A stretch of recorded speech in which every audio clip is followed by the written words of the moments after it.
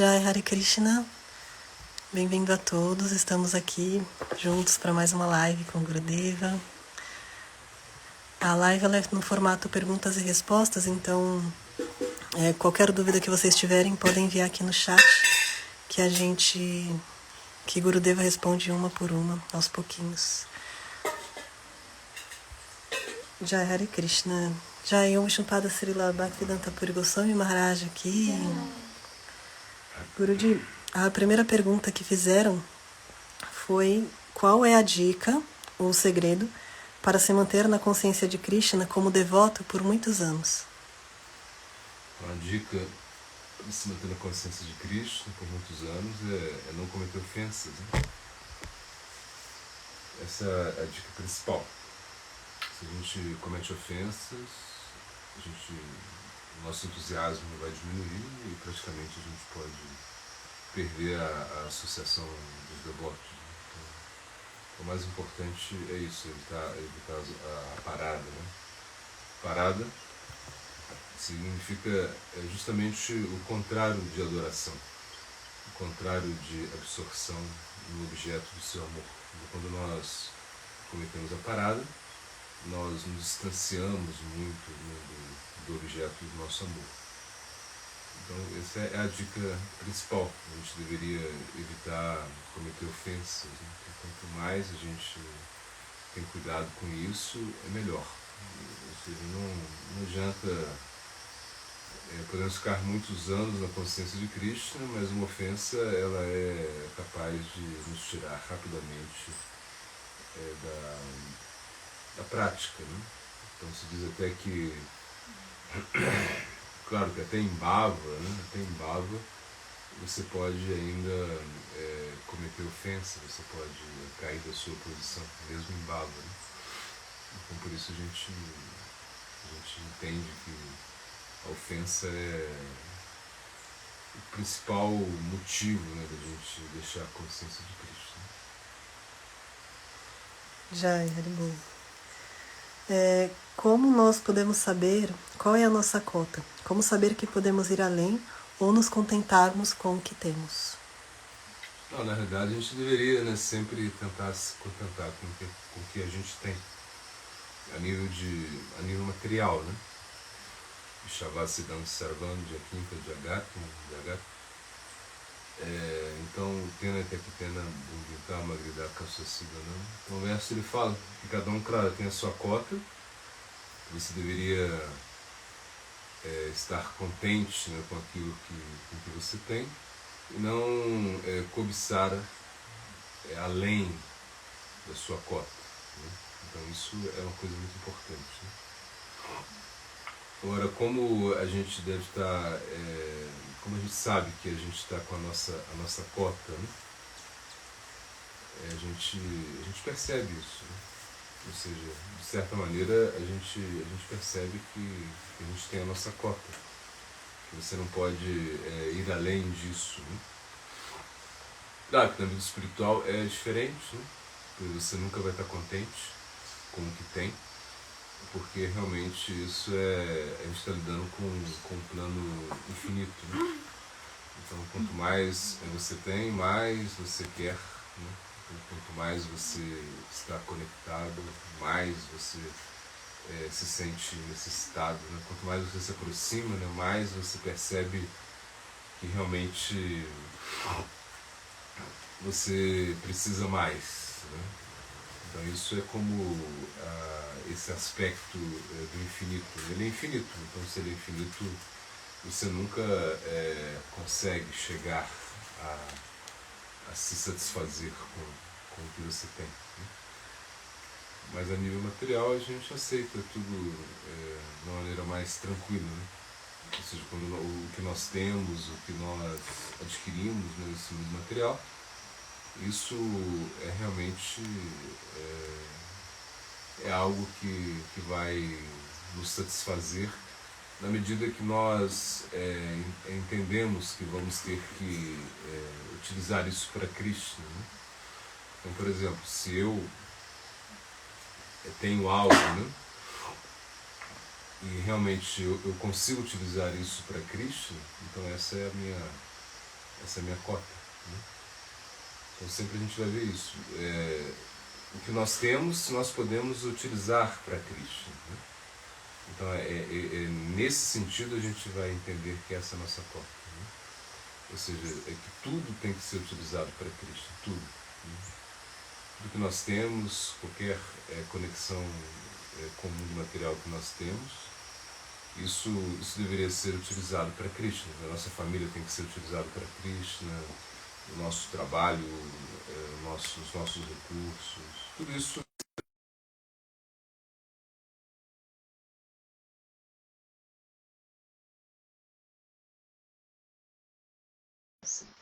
Porque essa cota material você pode conectar isso com Krishna. E quando você não consegue conectar isso com Krishna, então você está acumulando karma, você está vivendo num plano mais reacionário.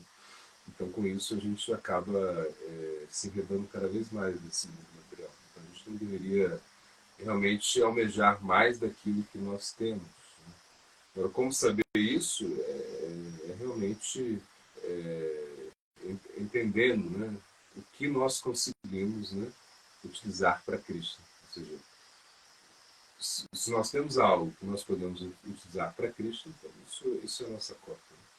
Se nós temos algo que nós não conseguimos, né, utilizar para Cristo, então isso está indo além da nossa cota, está excedendo a nossa cota. Então nós estamos entrando num plano mais reacionário. A gente deveria tomar cuidado com isso. Já é bom, muito obrigada, Gurudev. O João aqui no chat pergunta se sentimentos como raiva também devem ser dedicados a Krishna. Bom, sentimentos como raiva podem ser utilizados para Krishna. Dia, por exemplo, Hanuman. Hanuman ele estava com muita raiva, né, de Ravana. Então, Ravana havia sequestrado Sita e Hanuman ficou com tanta raiva que ele queimou Lanka. Né? Então a raiva ela pode ser utilizada assim, para Krishna também. Então, por exemplo, quando alguém ofende um devoto, então nós podemos usar a raiva, expressar a nossa raiva, né, em relação a isso. Isso pode. Por exemplo, se alguém entra no templo, tenta violar as deidades, alguma coisa assim, então a gente pode experimentar a raiva. A raiva, claro, ela tem que ser utilizada para defender os devotos de Krishna e defender as coisas relacionadas a Krishna. A raiva, esse sentimento de raiva, ele nunca pode ser utilizado para nossa própria, para a gente mesmo. Né? Mas a gente pode realmente utilizar o sentimento de raiva em relação aos devotos e a Krishna. Então, quando a gente vê que alguém, né, está fazendo alguma coisa contra Krishna, alguém faz alguma coisa contra os devotos de Krishna, então, de certa maneira, a gente pode utilizar esse sentimento de raiva. Né?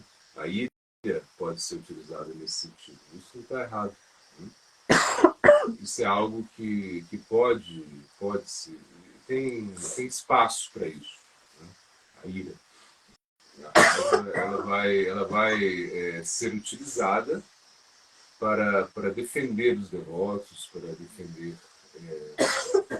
os aspectos que estão conectados com Cristo. Então, nesse sentido, sim, a gente poderia utilizar, né, esses sentimentos, né, de raiva para defender coisas relacionadas a Cristo e também aos devotos, né, que estão sendo ofendidos, né, que estão em certo perigo, uma coisa assim. Então, poderia sim ser utilizado. Jai Guruji, muito obrigada. Perguntam como identificar se estamos fazendo o serviço com o coração ou somente por fazer. Bom, o serviço, quando ele é feito com o coração, ele nos dá muito entusiasmo. Né? Essa é a característica principal. Quando o serviço ele não é feito com o coração, ele nos distancia muito, né, do objeto do nosso serviço. Então, o coração ele é como um aspecto interno que nós temos, né, que é capaz de nos mostrar o quanto nós estamos nos aproximando de Cristo. Ou seja, na verdade, através do serviço nós vamos nos aproximar de Cristo. É o serviço que nos conecta a Cristo. Sem o serviço, nós estamos muito longe de Cristo. E é o nosso coração que vai mostrar isso. Então, quando você faz serviço a Cristo, né? E quando você realmente entende, né, que isso é para a satisfação de Cristo, então o seu coração ele é como um termômetro. Né? Então, quanto mais serviço você faz, mais você vai ficar entusiasmado para servir mais você vai ficar com um desejo, né, de se sacrificar, porque é algo de coração, não é algo superficial. Quando a gente faz serviço com coração, a gente agrada a Cristo. Então, o serviço ele é super importante. Né? Na realidade, ele captura toda a nossa atenção. Né? O serviço ele nos protege, né? Demais. Então, por exemplo, quando nós praticamos serviço, nós temos que estar absortos nisso. Né? E essa responsabilidade do serviço, ela é capaz de realmente nos fixar, né, na devoção, ou seja, no plano da devoção. Então, quando a gente faz serviço de coração, a gente está realmente cada vez mais entusiasmado.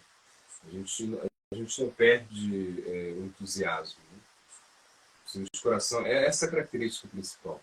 Quando você faz de coração, você tem desejo de se sacrificar cada vez mais, né? Porque você está fazendo de coração. Não é uma coisa superficial, não é algo que realmente vai te colocar numa plataforma de proveito, né, pessoal. Não é nada disso. É um serviço para satisfazer Cristo. Então aí não tem esse aspecto, é um aspecto bem abnegado, né? Quando a gente faz o serviço de coração, a gente fica muito abnegado. Ou seja, a gente não quer nada para si. Isso é o serviço emocional de coração.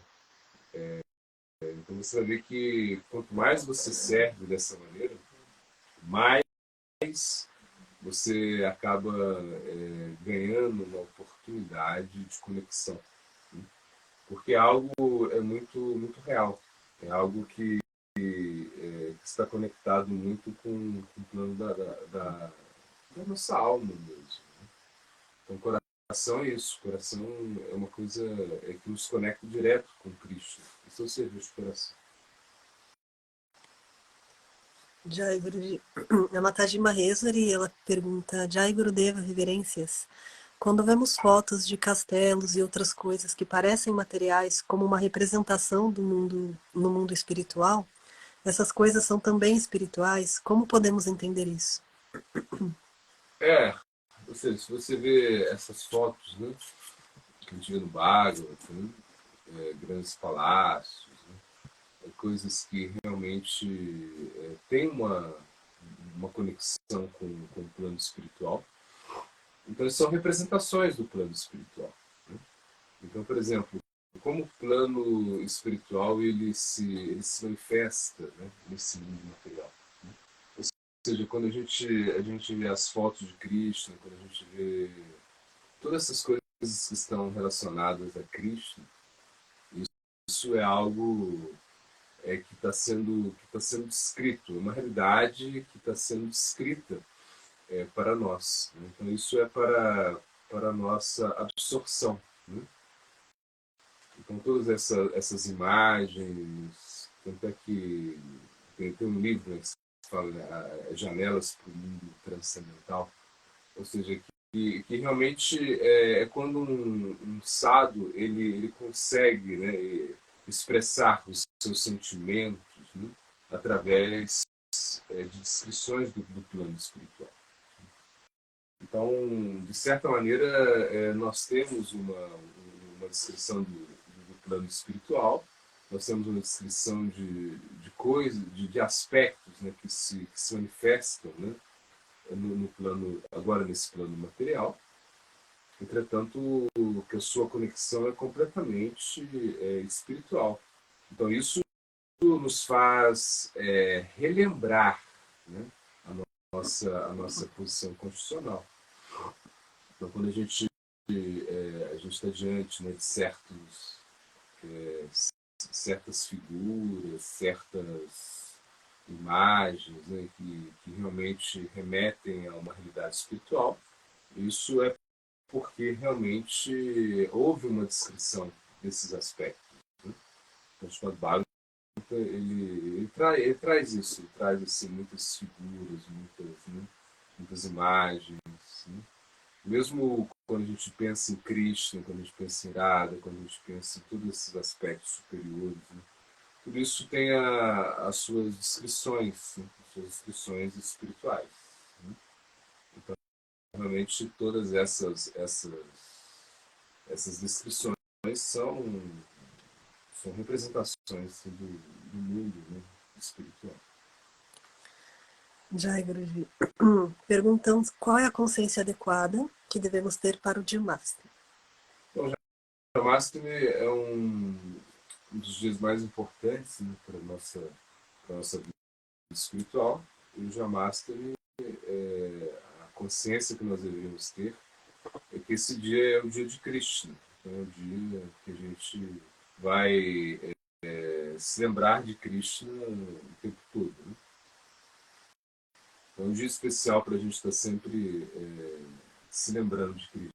Então, ou cantando de Krishna, lendo os passatempos de Krishna. É um dia, assim, claro, se a gente consegue, a gente vai fazer um jejum. A gente vai ficar até de vigília. A gente vai ter uma conexão assim, muito forte com Krishna nesse dia, porque é o dia de Krishna. Então, as escrituras falam que é um dia muito especial. Se você realmente observa o Janmashtami com a consciência que Krishna ele é o controlador, que Krishna ele faz parte, né, da nossa existência, né? Então, se a gente observa o Janmashtami dessa maneira, então essa é a melhor maneira, né, de se observar o Janmashtami, entendendo que é o dia do Senhor, é um dia de completa absorção em Cristo. Então, a gente vai observar esse dia da melhor maneira possível, né, com a consciência de sacrifício, ou seja, que tudo que você vai fazer nesse dia é para a satisfação de Cristo, ou desses aspectos relacionados a Cristo. Né? Então, a gente vai, a gente vai cantar mais, a gente vai estudar mais os passatempos, a gente vai jejuar, a gente vai fazer tantas atividades que é para satisfazer Krishna. Então, Janmashtami é um dia para a gente meditar, né? Isso é como o nascimento de Krishna. Então é um dia muito meditativo, né? Um dia que você realmente se absorve muito, né? Você está o tempo todo pensando em Cristo, tentando. É um dia que você não tem nem tempo para comer, você não tem nem tempo para beber, nada, você está aí absorto. Né? Claro que a gente também pode estar fazendo muitas atividades, mesmo, por exemplo, tem os tratamento para o Bhaktivedanta, que ele manda um Hayagriva Brahmachari, né? É, organizar para ele um. Ele tinha que fazer um serviço no Janmashtami, então ele pediu para Hayagriva Brahmachari comer nesse dia. Né? Então, aí a gente vê como um conceito, né, superior. Então, para satisfazer o guru, o discípulo nesse dia ele comeu, né? E, inclusive para o Bhaktivedanta falou para ele comer comida, grãos mesmo, comida normal. E ele acabou tomando no calpa só, né? Ou ele nem tomou nada, não me lembro muito bem. E conseguiu realizar o serviço. Né? Então é um dia que você vai fazer o sacrifício para satisfazer o Senhor no sacrifício, que é Cristo. Então, Bhaktaran Yagna Tapasan Sarvaloka Maheshta. Então, o sacrifício tem que ser feito para Cristo. Então, o Jamatri é um dia assim, de sacrifício, um dia de absorção. A meditação é essa, que Cristo deve estar satisfeito com você. E como e todo ano é assim. Então, é como se fosse uma... Você está relembrando, né? Que é um ano que já passou, é um ano que você está... Um ano mais na consciência de Cristo, um ano mais com os devotos, né? Então, a gente vai se beneficiar muito, né, praticando Jamastra, com essa absorção, né, que tudo tem que ser entregue para Cristo. Essa ideia. Jai, Guruji, muito obrigada. A próxima pergunta é se tudo perguntam se tudo que está acontecendo é perfeito, mesmo em condições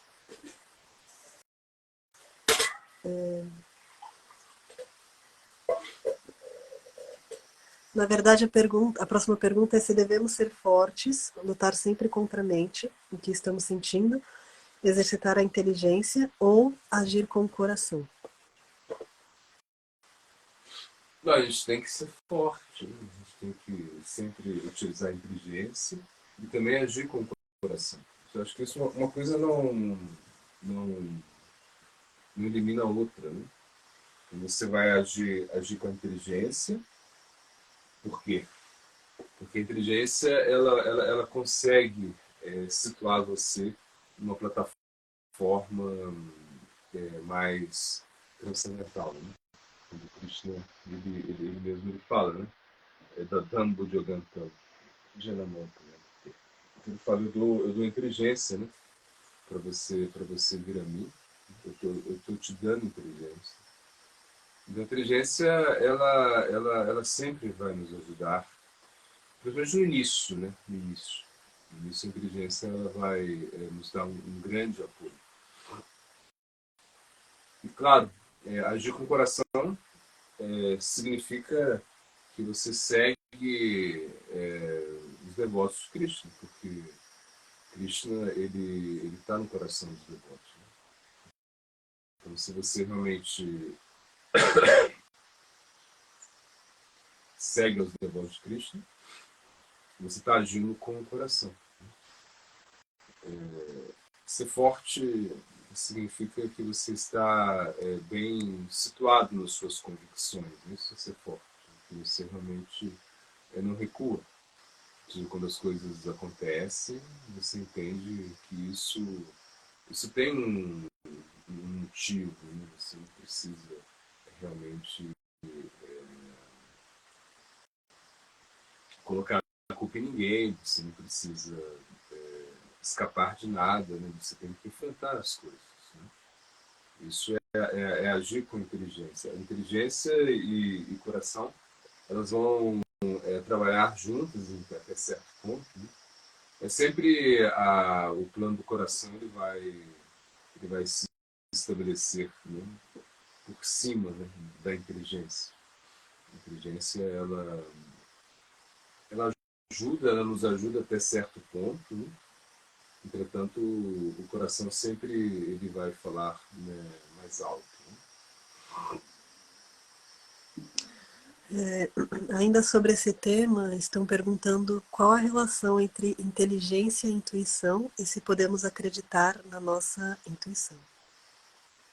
A inteligência, a intuição é algo que você tem que te leva a pensar de uma maneira diferente, né? Que você realmente segue, quando você segue a sua intuição, você vai se aproximar de algo é, muito mais muito mais conectado com o plano da consciência. Né? Isso seria como o plano da intuição. Né?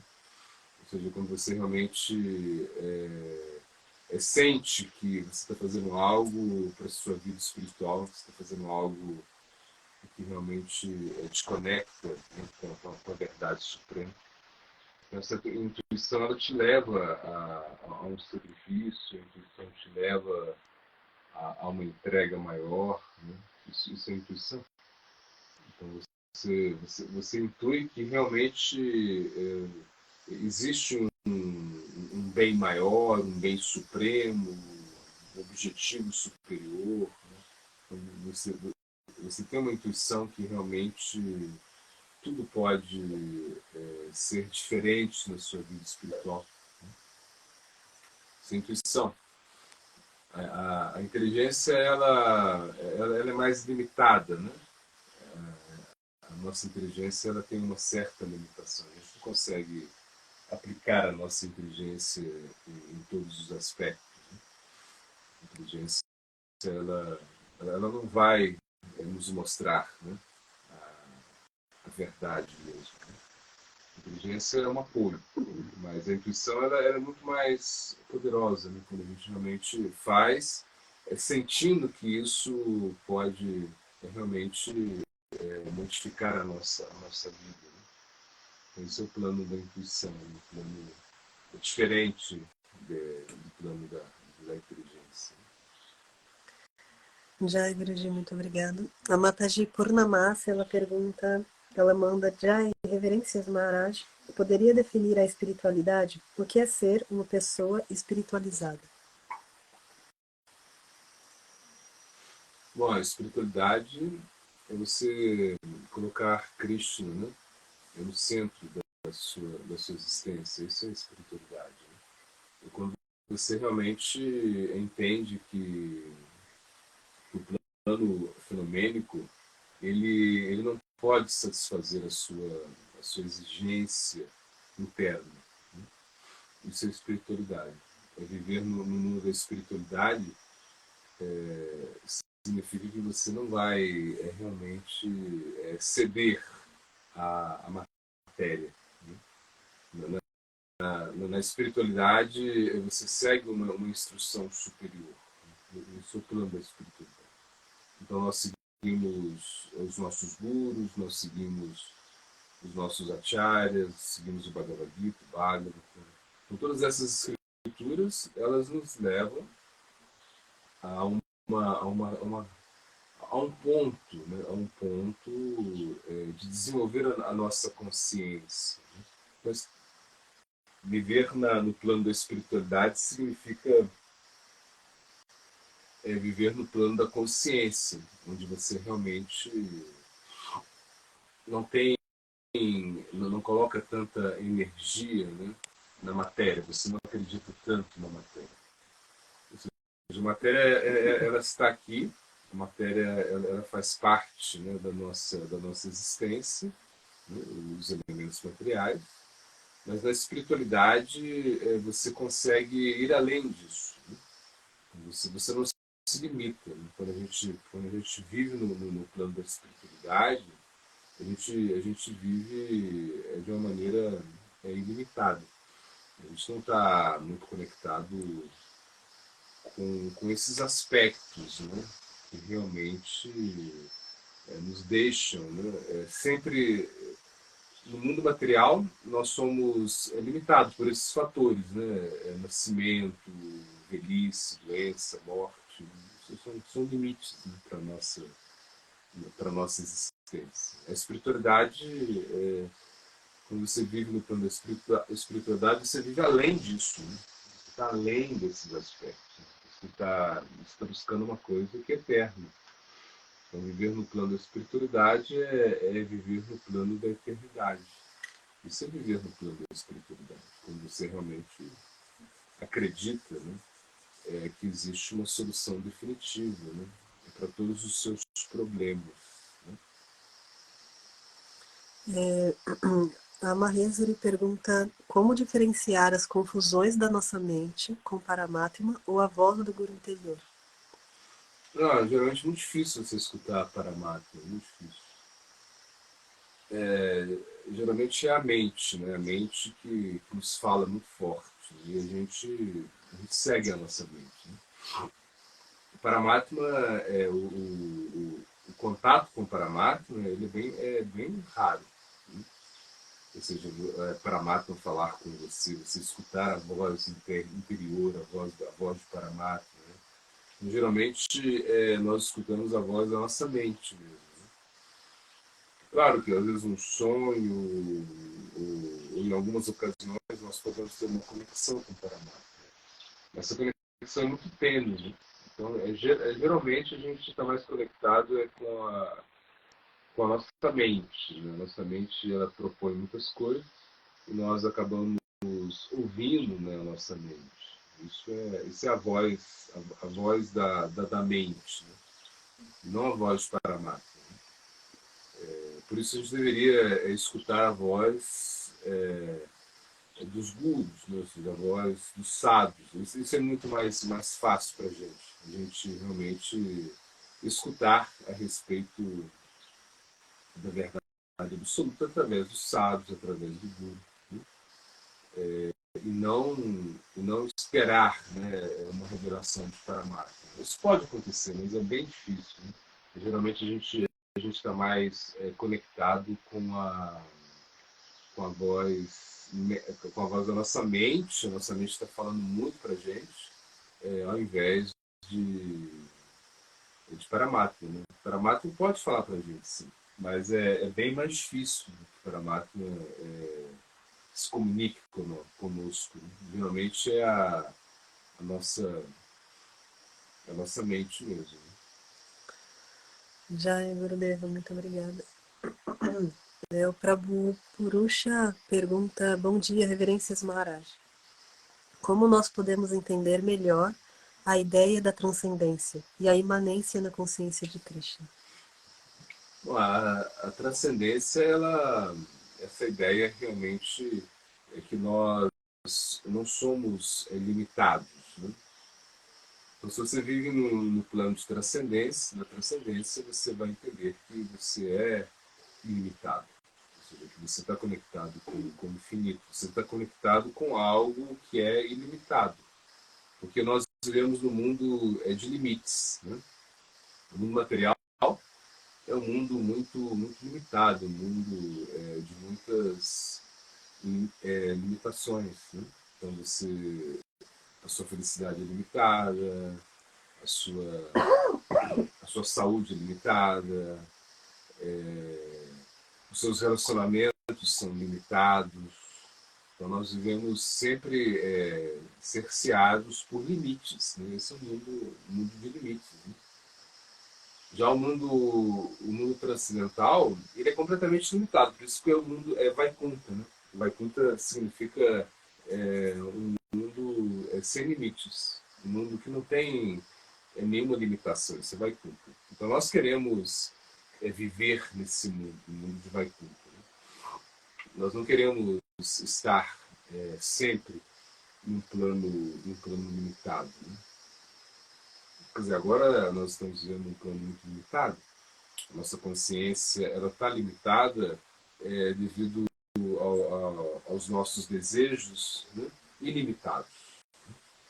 Então, quanto mais desejos nós temos, né, mais nós nos limitamos, né, porque a gente não consegue realmente satisfazer os nossos desejos.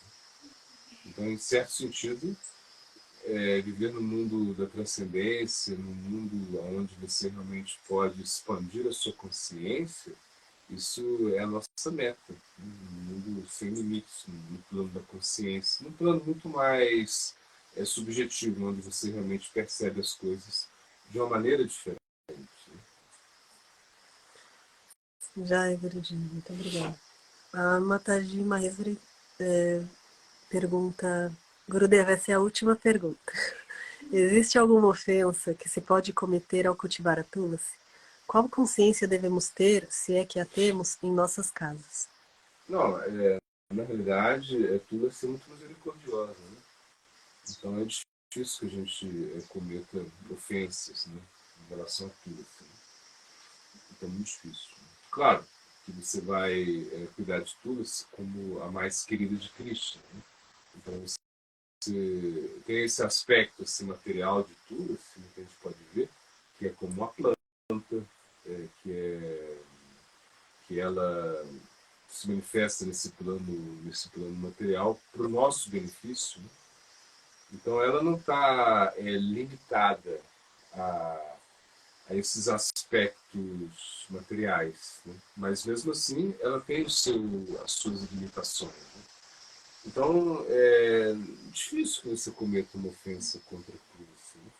Se você realmente entende que ela representa a devoção, se você tem toda a dedicação em cuidar dela, né? Então você vai, se você canta o Santo Nome, né, perto de tudo, se você está o tempo todo tentando, né, cultivar tudo, assim, né? Então vai ser difícil que você cometa alguma ofensa contra tudo. Assim, é difícil. Perguntam como julgar bem a si mesmo, como saber que não estamos pretendendo ser um Vaishnava. Bom, se nós estamos vivendo no plano da devoção, nós devemos realmente entender que nossa vida deve ser uma completa entrega. Né? Nós temos que nos entregar, né, dia a dia, né, a esse plano da devoção. Então nós devemos ser Vaishnavas verdadeiros, né? No sentido de realmente experimentar a devoção na nossa vida. A gente não pode realmente pretender ser um Vaishnava. Quando a gente pretende ser um Vaishnava, a gente, a gente é levado muito pelo orgulho, né? A gente é levado muito pelo falso ego, pelas ofensas. Né? Então a gente acaba querendo impor os nossos posicionamentos. Né? Então a gente acaba explorando, né? Explorando o plano da devoção. E, na realidade, o plano da devoção, a gente não pode ter essa mentalidade exploradora. Né? No plano da devoção, nós temos que sempre ter uma mentalidade de dedicação. Essa é a diferença. Né? Então, se nós não queremos, se nós queremos, né, ser Vaishnavas reais, né, nós devemos deixar de lado, né, essa tendência que nós temos, né, de controlar a situação, de impor as nossas concepções, né, de derrotar, né, outras pessoas. Né. A fé, assim, quando a fé é fraca, né, se diz que ela precisa de inimigos. Né. Então, se a nossa fé é muito fraca, a gente tenta encontrar inimigos, a gente tenta derrotar as pessoas. Isso é muito ruim. Isso é como pretender, né, ser um Vaishnava. O Vaishnava ele é muito misericordioso, o Vaishnava ele é sempre compassivo. Ele sempre está muito infeliz quando ele vê o sofrimento dos demais. Ele sente uma certa infelicidade com a ilusão, né, que as pessoas estão. Então, um Vaishnava, um verdadeiro Vaishnava, ele está pensando no nosso bem-estar espiritual. Né? Ele tá querendo, né, nos ajudar a todo momento. Isso é um verdadeiro Vaishnava. Então, um Vaishnava real, ele tem um gosto, né, por cantar o santo nome. Ele tem uma tremenda tolerância e muita humildade. Né? Isso é um Vaishnava real. Quando nós conhecemos um Vaishnava genuíno, nós temos que nos render a ele. Ou seja, esse é o ponto. Né? E a gente não deve pretender ser um Vaishnava. A gente tem que realmente viver no plano da devoção de uma maneira muito autêntica. Nós temos que ser autênticos na nossa busca espiritual. A gente não pode realmente enganar a Cristo, não tem como. Você pode tentar enganar as pessoas, mas você não vai enganar Cristo. Cristo ele sabe tudo. Então, os nossos sentimentos devem estar conectados a esses sentimentos de satisfação de Krishna. Nós queremos satisfazer a Krishna e não satisfazer os nossos desejos. Né? Porque nós temos muitos desejos ocultos, né? E que muitas vezes eles se manifestam na nossa própria prática espiritual. Então a gente deve realmente tentar satisfazer ao Vaishnava através da nossa própria devoção. Então realmente ser um Vaishnava autêntico, não ser um pretexto Vaishnava, quando nós servimos aos Vaishnavas, ou seja, quando nós temos uma conexão com os Vaishnavas. Isso é devoção genuína, essa devoção autêntica. Jai, Gurudev, muito obrigada. A Mataji Damayanti, ela envia reverências e pergunta por que é dito que os obstáculos são o último... Por que é dito que o orgulho é o último obstáculo na vida de um praticante? Como que eu posso quebrar o meu próprio orgulho? Não, o orgulho é o último obstáculo, por quê? Porque na medida que você se desenvolve na vida espiritual, você acaba desenvolvendo um ego, né, de praticante. Né? Isso é uma coisa muito, muito sutil. Né? Então é a última coisa que vai te testar. Né? Então você pode, por exemplo, controlar os sentidos, né? Você não tem mais problema com isso, por exemplo, os aspectos sensualistas já estão assim como controlados, né? Você não tem nenhum problema em relação ao gozo dos sentidos. Talvez você esteja assim completamente desapegado, né, de coisas materiais, e isso leva você a pensar que você é um Vaishnava. Né? Isso leva você a pensar que você é um devoto. Então o orgulho ele é a última prova. Por quê? Porque é uma prova sutil. Então, é como se Maia estivesse esperando, né, para te agarrar. Ela te agarra pelo orgulho. Né? Então, quando você conseguiu controlar os sentidos, quando você já não deseja, né, ter mais nada, né, nesse mundo material, quando você entende que tudo pertence a Krishna, ainda assim vai haver uma possibilidade de você cair em Maya. E é com orgulho. O orgulho é a última prova, é aquela a prova final, né? A gente pode dizer assim. O orgulho fica te esperando ali, né? Porque se você tem orgulho, você não tem Cristo. Onde está o orgulho, não está Cristo. Cristo ele nunca vai estar onde o orgulho existe. Né? Por isso, Krishna ele espera que você realmente elimine, né, o orgulho da sua vida. O orgulho é uma coisa completamente antagônica, né, à devoção a Krishna. Mas é a última prova. Ou seja, é onde Krishna te testa mesmo. Maya tenta te agarrar de muitas maneiras, né? Mas o orgulho é a prova final, porque é sutil. É quando você começa a achar que você é um devoto, você começa a pensar que você já se desenvolveu muito, né, no plano espiritual, que você está completamente acima, né, de qualquer coisa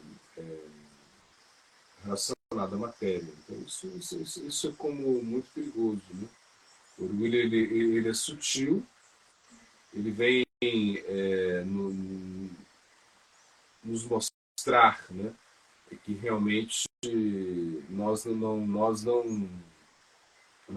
podemos, né, por nós mesmos. Né? Esse é como a prova, né, que você realmente não pode por você mesmo. Você precisa dos devotos sempre, você precisa sempre de Cristo. Né? Então você, por você mesmo, você não vai conseguir.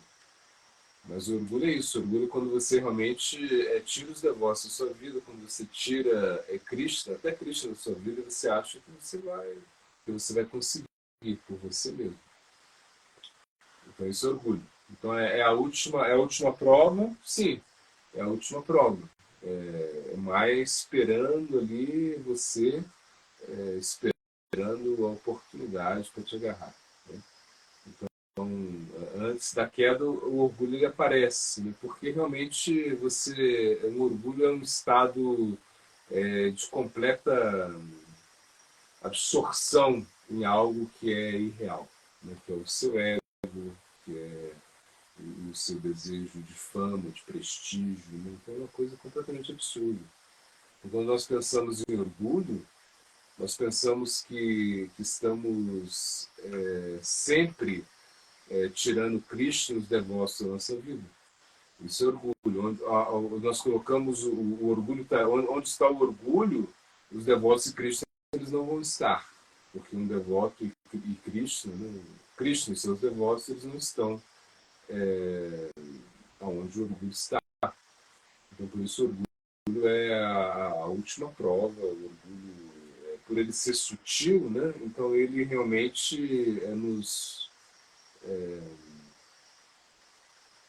ele fica esperando, né, o momento de atuar. Esse é orgulho. Né? E a gente precisa tomar muito cuidado com isso. Né? Já, Haribo. O Carlos, ele pergunta: ainda me sinto muito atraído pelo aspecto de paz mental e tranquilidade que é disposto no budismo.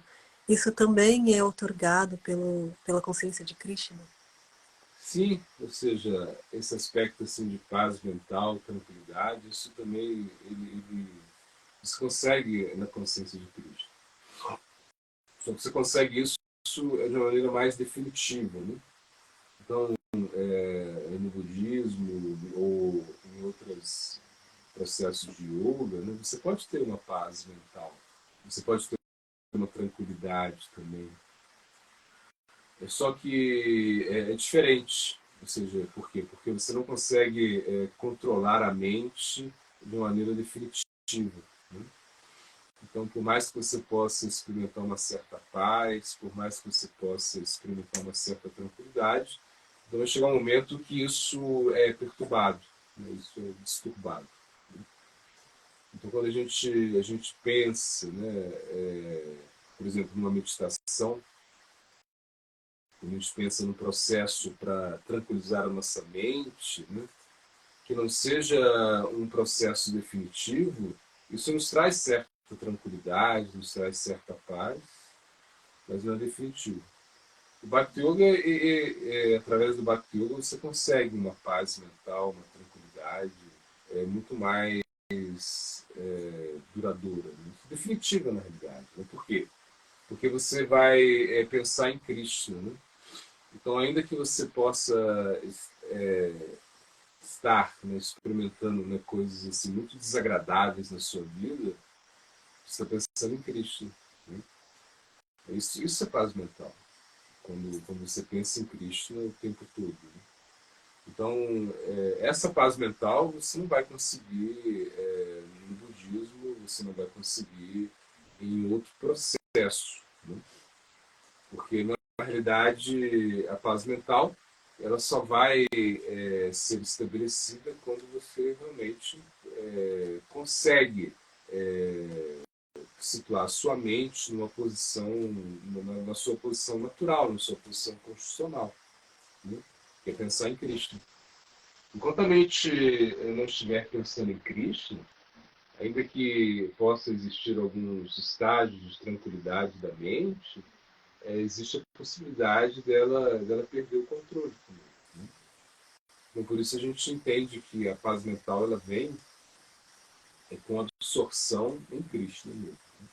É Cristo que ele que nos entrega a paz mental definitiva. Né? Onde você realmente não precisa pensar em mais nada, onde você realmente não precisa desejar nada mais. Né? Então essa ideia, né, de ter uma paz mental, ter uma tranquilidade, né? Que às vezes o budismo ele passa, né? Isso a gente encontra na consciência de Cristo. Né? Então você vai conseguir isso, né? Mas de uma maneira muito mais ampla. Né? seja, claro que pelo processo da consciência de Krishna, por utilizar muitos os mantras, principalmente o Mahamantra Hare Krishna, quando a gente canta o Mahamantra Hare Krishna, que não é diferente de Krishna, né, ele vai realmente nos entregar algo que esses processos meditativos, né, eles não nos entregam. Né, porque o Mahamantra está nos entregando Krishna mesmo, porque ele é Krishna. O Mahamantra, então não existe diferença do Mahamantra e Krishna mesmo. Quando a gente tenta só acalmar a mente, controlar a respiração, né, meditar em algum ponto, né, ter uma absorção assim mais, né, isso é mais fixa, isso nos dá uma certa paz. Só que isso sempre corre o risco, né, de você perder isso. Né? Já você pensar em Cristo, você meditar em Cristo, isso é definitivo.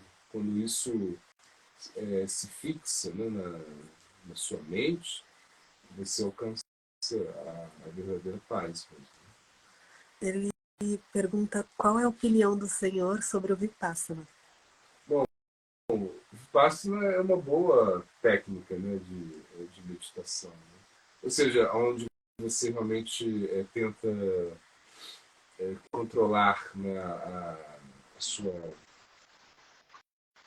fala. Né? Ou seja, a gente entende que se você consegue, para você controlar a mente, você precisa também controlar a fala. Né? É uma coisa que está muito relacionada, né? A mente com a fala. Se nós falamos muito, né, vai ser muito difícil para a gente controlar a mente. Então, o Vipassana é uma boa técnica, uma boa ideia. Você ficar em silêncio, você não falar nada, né, o Mauna, né, é você realmente se absorver em um silêncio interno. Né. Isso é bom, eu acho muito bom. Né. Agora claro, não é o nosso método. Né. Nosso método, o nosso Vipassana, o nosso Mauna é cantar o Santo Nome. Quando a gente canta o Santo Nome, é como a gente estivesse praticando Mauna. A gente estivesse praticando o voto do silêncio. Quando a gente fala de Krishna, quando a gente escuta de Krishna, é como se estivesse em silêncio também. Né. Mas deter as funções, né, da fala, ou seja, você controlar aquilo que você fala, é uma boa tentativa, né, de você realmente começar a tentar controlar a mente. Né. Bhatchavega, né. Ou seja, quando você realmente começa a controlar mais as suas palavras. Né.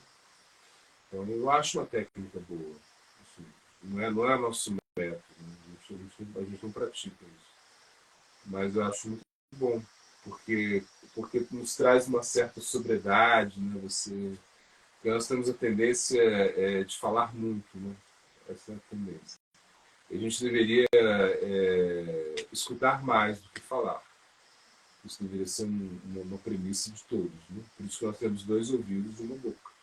Então, porque a gente está mais, a gente é um ser que mais escuta do que fala. Isso deveria ser, né, o mais indicado. Claro que a gente começa a falar muito, falar muito, falar muito, isso pode, com certeza, né, ajustar a nossa mente. Então, por isso, controlar a fala, né, você ficar em silêncio por um período, né, isso é uma ajuda muito boa. Eu aprecio muito essa técnica, né, ficar em silêncio. Né, isso eu acho muito bom. Jai Hare Krishna. Então chegamos ao fim de mais uma live. Nós agradecemos todas as perguntas que foram enviadas, todas as dúvidas que deixaram aqui no chat e deixamos o convite para a live da semana que vem. Jayam Chupada Srila Bhaktivedanta Puri Goswami Maharaj aqui.